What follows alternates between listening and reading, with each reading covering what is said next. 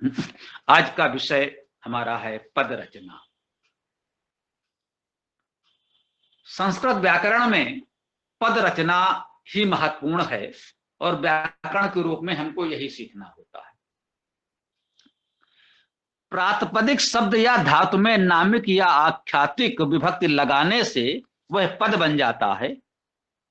सामान्यतः संस्कृत वाक्यों में पदों का ही प्रयोग होता है, शब्दों का नहीं। ऐसा इस पद रचना के परिचय में लिखा हुआ है इस पुस्तक में। संस्कृत व्याकरण का एक सूत्र है, नियम है, अपदः अप्रयोजनीया, अर्थात अपद का प्रयोग नहीं करना चाहिए या अपद का प्रयोग नहीं हो सकता है। कोई शब्द यदि पद नहीं बनाया गया है, मूल रूप में उसका प्रयोग नहीं हो सकता है। ये हमने आपको पहले भी बताया था। धातुओं या प्रातिपदिक या नाम शब्दों को पद बनाने के लिए उसमें जो परिवर्तन होता है वही व्याकरण का मुख्य तत्व है।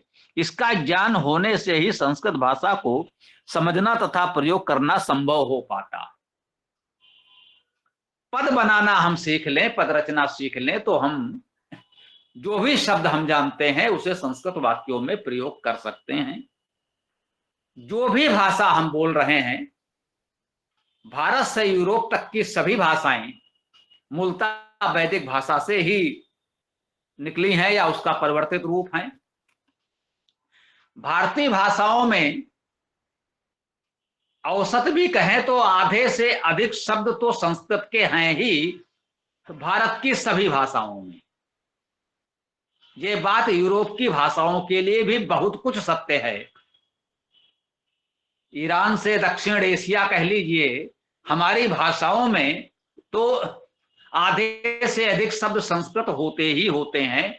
संस्कृत के बिना, कोई कहे कि संस्कृत शब्दों का प्रयोग के बिना हम कोई वाक्य रचना कर लेंगे, तो भारतीय भाषाओं में संभवतः ये संभव नहीं है। कोई चुनौती के रूप में बहुत प्रयास करके भले ही कोई अपवाद प्रस्तुत कर दे, लीजिए मैंने कर दिया, मुझे नहीं लगता है कि वह संभव हो पाएगा। तो ये संस्कृत भाषा का महत्व, उपयोगिता और वर्तमान स्थिति है।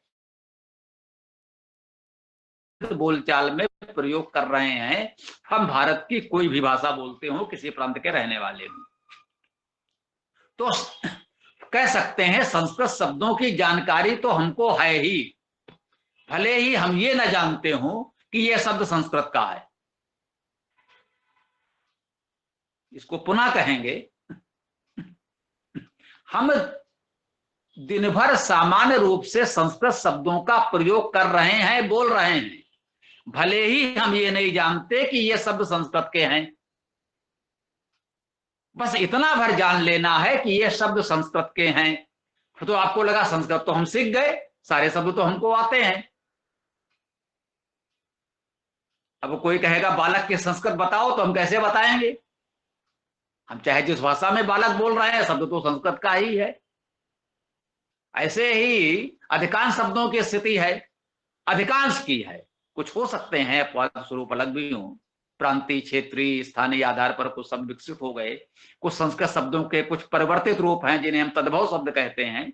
अधिकांश तत्सम शब्द ज्यों के त्यों प्रयोग हो रहे हैं, कुछ शब्द तद्भव रूप में प्रयोग हो रहे हैं, अर्थात उसमें कुछ परिवर्तन हो गया है। वो थोड़ा सा परिवर्तन देख करके उसका शुद्ध रूप प्रयोग कर लें तो संस्कृत हो गई। तो इस बात को यदि हम समझ लें, तो यदि हम ये मान लें कि जो भी शब्द हम प्रयोग कर रहे हैं वो संस्कृत के ही हैं, और यदि नहीं भी हैं तो अनेक भाषाओं में अनेक भाषाओं के शब्द प्रयोग होते हैं। जो हम दिन भर जो भी भाषा हम बोलते हैं उसमें अनेक शब्द दूसरी भाषाओं के होते ही हैं। जैसे संस्कृत के तो आधे से अधिक हैं ही, अन्य शब्दों में भी अन्य अनेक भाषाओं के शब्द हैं, भारत की प्रांतीय भाषाओं के शब्द होते हैं, कुछ विदेशी भाषाओं के शब्द होते हैं, बोलते ही हैं। तो क्यों ना हम कुछ समय के लिए मान लें कि जो भी हम बोल रहे हैं वे सारे शब्द मूलतः संस्कृत के हैं, लगभग हैं भी, थोड़ी देर के लिए मान लें कि लगभग सभी हैं। अब क्या शेष रह गया? जो विभक्तियां हैं उन्हीं में कुछ अधिक परिवर्तन हो गया है तो वो हमें अलग प्रतीत होती हैं। वही विभक्तियां भर लगाना है, संस्कृत में उसकी विभक्ति क्या है, ने, को, से आदि। तो आपको बालक की संस्कृत नहीं सीखनी, वो तो बालक शब्द संस्कृत में आप जानते ही जानते हैं। कोई कहेगा इंजन की संस्कृत बताओ, हम कहेंगे ये भैया इंजन शब्द तो हमारी संस्कृत भाषा का ही है, आपकी कोई दूसरी भाषा हो तो उसमें इसका अनुवाद करके बता दो हमें। इंज गत्यर्थक धातु से अन प्रत्यय जोड़ने से इंजन शब्द बन गया। अभी आपकी जानकारी में नहीं था, इसलिए आप सोच रहे थे कि इस इंजन का क्या करें, इसके संस्कृत हम किस शब्दकोश में खोजें। तो आप ये मान कर चलें कि आप इंजन बोल रहे हैं तो वो संस्कृत का ही होगा। हो सकता है कुछ शब्द ऐसे मिले जो वास्तव में मूलतः संस्कृत के ना भी हो, लेकिन अधिकांश होते हैं, उसे आप चाहे जिस भाषा का मानते हो। तो ये हमारा भ्रम है कि उसे हमने दूसरी भाषाओं से मान रखा है, लेकिन वो है संस्कृत का ही। हम चाय पीते हैं, चाय क्या है, ची धातु है, चुनना, चयन करना। ची धातु में अन प्रत्यय लगेगा तो चयन बन जाएगा, चय बन जाएगा। चय, अपचय आदि संस्कृत के शब्द हैं। उसी चय से चाय बन गया, जैसे रम से राम बन गया, कम से काम बन गया, चय से चाय बन गया। बागानों में लोग चाय की पत्तियां चुनते हैं, चाय एक झाड़ी है, पौधा है तुलसी की तरह, उस पौधे की पत्तियां चुनते हैं, तो जो कुछ चुनकर लाते हैं उसे चाय कहते हैं। अब लोगों ने भ्रम पाल रखा है, ये पता नहीं किस भाषा का शब्द है, बोले साहब इसकी संस्कृत बनाओ। क्यों बनाए भाई, शब्द तो हमारा ही है, तुमको अपनी भाषा में कुछ बनाना हो बनाओ, या हमसे उधार ले जाओ, चाय बोलते हो बोलते रहो, हमें कोई आपत्ति नहीं है, हमने आपको उधार दे दिया चाय शब्द। तो इंजन और चाय जैसे शब्दों का उदाहरण देने का उद्देश्य ये था कि ऐसे अधिकांश शब्द हैं जिनको हमने विदेशी और जाने क्या मान रखा है, वो मूलतः संस्कृत के ही हैं। तो ये भ्रम आप निकाल दें मन से कि संस्कृत में आपको कोई शब्द सीखना है, सारे शब्द वही हैं जो हम दिन भर बोलते हैं, वो संस्कृत के हैं, बात समाप्त। अब केवल इतना रह जाता है कि खड़ी बोली में हमने कहा बालक ने, संस्कृत में बोले बाल कहा, ने के स्थान पर विसर्ग लग गया, केवल इतना ही तो सीखना है। हमने कहा देव को, संस्कृत में हो गया देवम, को के स्थान पर मां लग गया, इतना ही तो परिवर्तन हुआ। इतना भर हमको सीखना है, और इतना सिखाने के लिए लोग 12 वर्ष व्याकरण पढ़ाते हैं, और इसी से लोग संस्कृत से दूर भाग जाते हैं। अरे भाई इतनी कठिन है, इतनी व्याकरण पढ़नी पड़ेगी, इतने रूप रटने पड़ेंगे, इतने सूत्र रटने पड़ेंगे, तब कहीं संस्कृत का एक वाक्य बोलना प्रारंभ करेंगे। जी नहीं, आप जहां हैं वहां से बस केवल ये विसर्ग हलंत थोड़ा सा प्रयोग करने का एक सामान्य बुद्धि विकसित कर लीजिए, उसमें कुछ भी रटना नहीं है, न रूप रटना है, न सूत्र रटना है, न कुछ इस तरह के आपको सीखना समझना है। एक सामान्य बुद्धि विकसित कर लें और अभ्यास से ये हो जाएगा, हम ये कह रहे हैं, अभ्यास से हो जाएगा, जैसे हमको हो गया और हमारे साथी जाने कितनों को हो गया, आपको भी हो जाएगा, आप भी हमारे साथ जुड़े हैं तो हो ही जाएगा। तो एक तो ये भ्रम निकाल दें। ठीक, अब रचना में आए पद बनाने के लिए करना क्या है, नाम शब्द संज्ञा विशेषण सर्वनाम में नामिक कारक व वचन के अनुसार परिवर्तन होते हैं, विभक्तियां लगती हैं।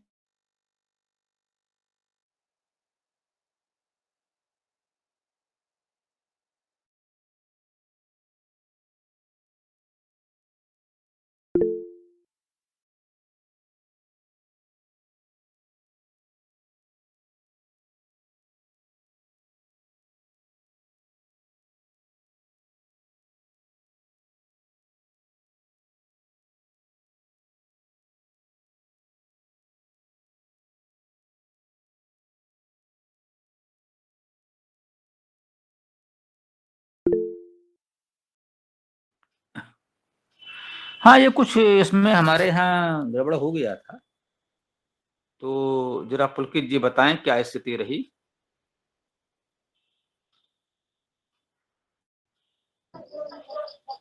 जी गुरुजी, ये नेटवर्क के कारण हो रहा है। क्या कह रहे हैं, जरा फिर से बताइए तो। कुछ नेटवर्क समस्या के कारण हो गया होगा, जो भी हुआ हो। नहीं, आप लोग कुछ कहीं तक सुन पाए हैं, कहाँ से कैसे क्या? स्वामी जी ये बात हो रही थी कि बालिका को बालक बालिका मैंने बालक को ऐसा कर बता रहे थे कुछ। ठीक ठीक ठीक, तो मतलब कुछ आपका अधिक छोटा नहीं है, इसका अर्थ है जी। तो ठीक है,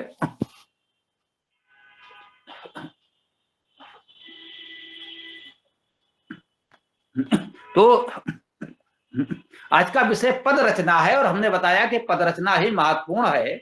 उसमें इतना ही करना होता है, जो शब्द हम प्रयोग कर रहे हैं वो हैं तो संस्कृत भाषा के ही, वो चाहे चाय हो, चाहे इंजन हो, चाहे जो भी हो, बालक है या कुछ भी है, अधिकांश शब्द, लगभग सभी शब्द संस्कृत के हैं। अब आपको सीखना केवल इतना है कि आप कह रहे हैं बालक ने, संस्कृत वाले ने कह दिया बालका, आपने कहा देव को, संस्कृत वाले ने कहा देवम, तो ने के स्थान पर एक विसर्ग आ गया, को के स्थान पर मां आ गया। इतना भर सीखना है, इसके लिए बहुत अधिक आपको परिश्रम नहीं करना है, केवल ये बताना है।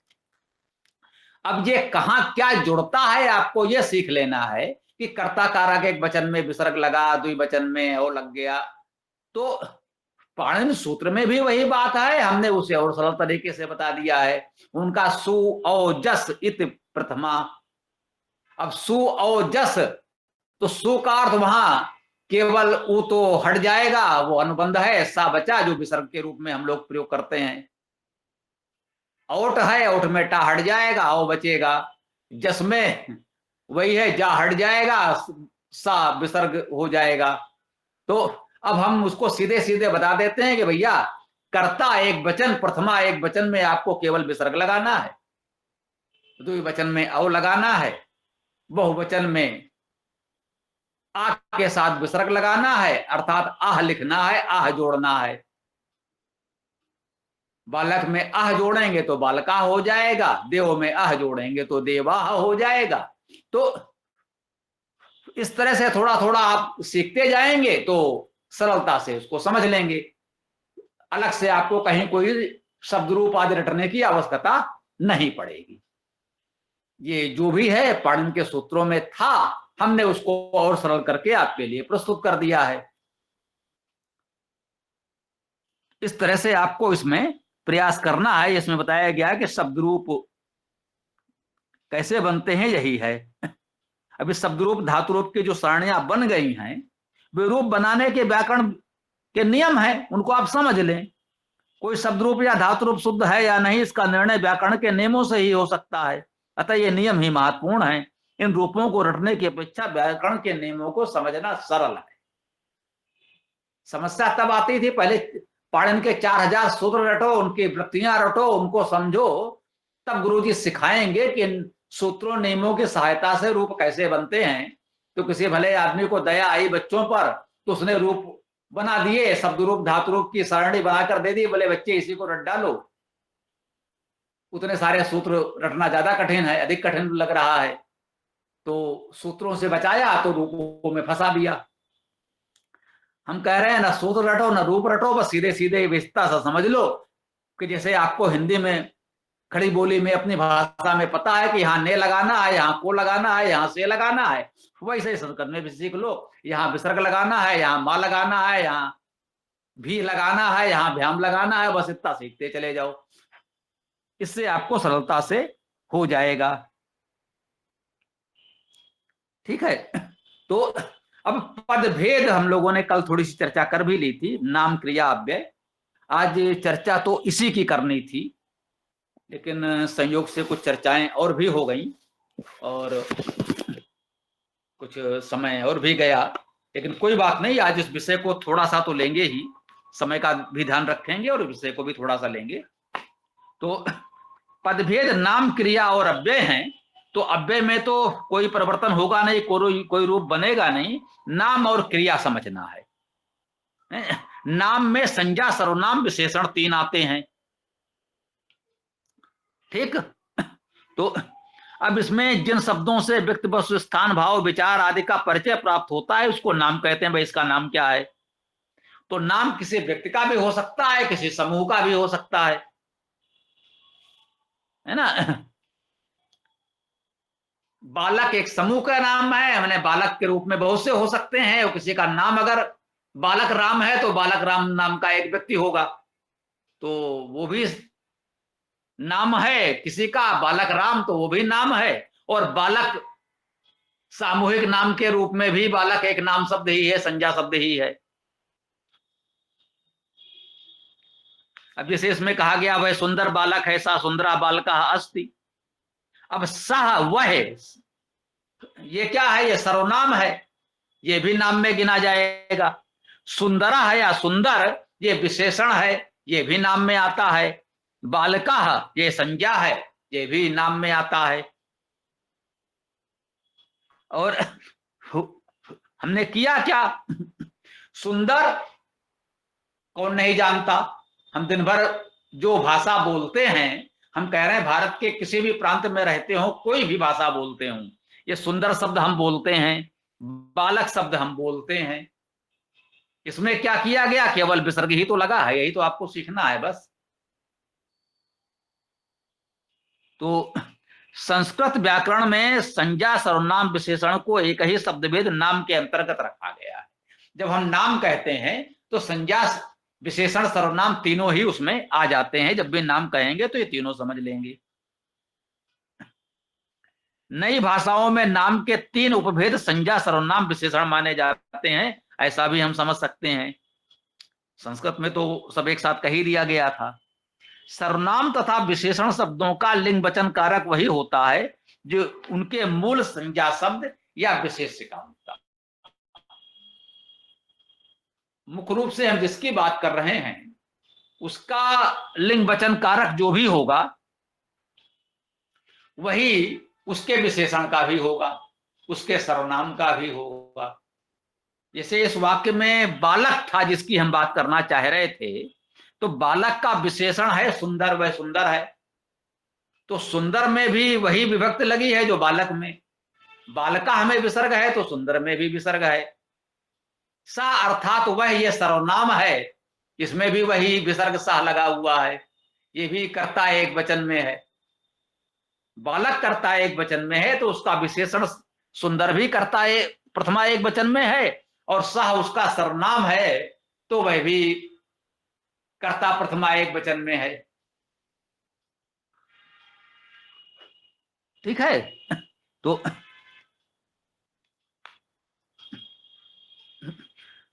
संस्कृत व्याकरण में नाम शब्दों के तीनों भेदों संज्ञा सर्वनाम विशेषण शब्दों को पद बनाने के लिए उनके रूपों में परिवर्तन नामिक विभक्तियों को लगाने से होता है। नामिक विभक्तियां या कारक विभक्तियां भी से आप कह सकते हैं, कारक शब्द से हम अधिक प्रचलित हैं। नाम से ही नामिक बन गया है, नाम में जो विभक्तियां लगेंगी, नाम शब्दों में जो विभक्तियां लगेंगी वो नामिक कहलाएंगी। सामान्यतः हम उन्हें कारक विभक्तियां भी कहते हैं। तो नाम पद रचना कैसे होगी? नाम शब्दों में नामिक विभक्तियां जुड़ने पर पद बनते हैं। नामिक विभक्तियां क्या हैं और उनका कहां प्रयोग होना है, केवल ये जानना है आपको। जैसे उदाहरण में यहां दिया है बालक धन ई बराबर बाल के। अब इसमें क्या हुआ? बालक शब्द में ई नामिक विभक्ति प्रत्यय जोड़ दिया गया। अब ये ई क्या है? ये सप्तमी एक वचन है ना। कारक विभक्तियों में सप्तमी एक वचन में ई जुड़ता है, तो बालक में जब ई जोड़ा, ये सप्तमी एक वचन की विभक्ति ई जोड़ा हमने, तो बालक का आ और ये विभक्ति का ई मिलकर ए हो गया, तो बालके बन गया। बालके अर्थात बालक में सप्तमी एक वचन है, सप्तमी अर्थात अधिकरण कारक, अधिकरण कारक का एक वचन, तो हम क्या कह देंगे? बालक में। हम खड़ी बोली में कहते हैं, संस्कृत में कह दिया बालके। ऐसे ही सारी विभक्तियों को प्रयोग हम सीख लेंगे लिंग वचन के अनुसार।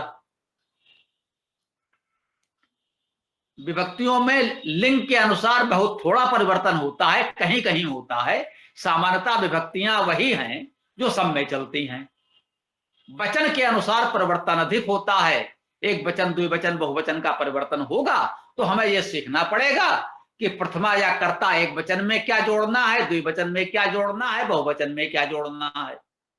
और वो भी हमने बताया था कि द्विवचन में चतुर्थी पंचमी षष्ठी में सब एक समान ही चलता है। तो यह भी बहुत सरल है जोड़ना समझना। विशेष में लिखा है कुछ स्थानों पर विभक्त प्रत्यय का लोप हो जाता है, अतः उसका प्रयोग नहीं होता। इसका अर्थ है कि शब्द का मूल रूप ही पद भी माना जाता है।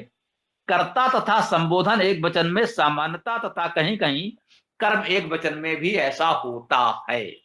तो एक सामान्य सी बात इतनी सी हमने और सीख ली। जैसे प्रथमा विभक्त में कर्ता कारक और संबोधन दोनों माने जाते हैं। तो कर्ता है तो विसर्ग लगेगा, बालका देवा जना होगा। जब संबोधन करेंगे हे बालक तो विभक्ति नहीं होगी, संबोधन कारक में विसर्ग नहीं लगता। संबोधन कारक एक वचन में विभक्ति नहीं लगती, विसर्ग का लोप हो जाता है। हम केवल हे बालक, हे देव, हे इंद्र इस तरह संबोधित करते हैं, वहां पर ये विसर्ग नहीं लगता। ये हमको सीधे सीधे छोटे छोटे कुछ नियम सीख लेने होंगे, तो इससे हमारी ये व्यवस्था आगे चल जाएगी। नामिक शब्दों की चर्चा आज हम लोगों ने कर ली। तो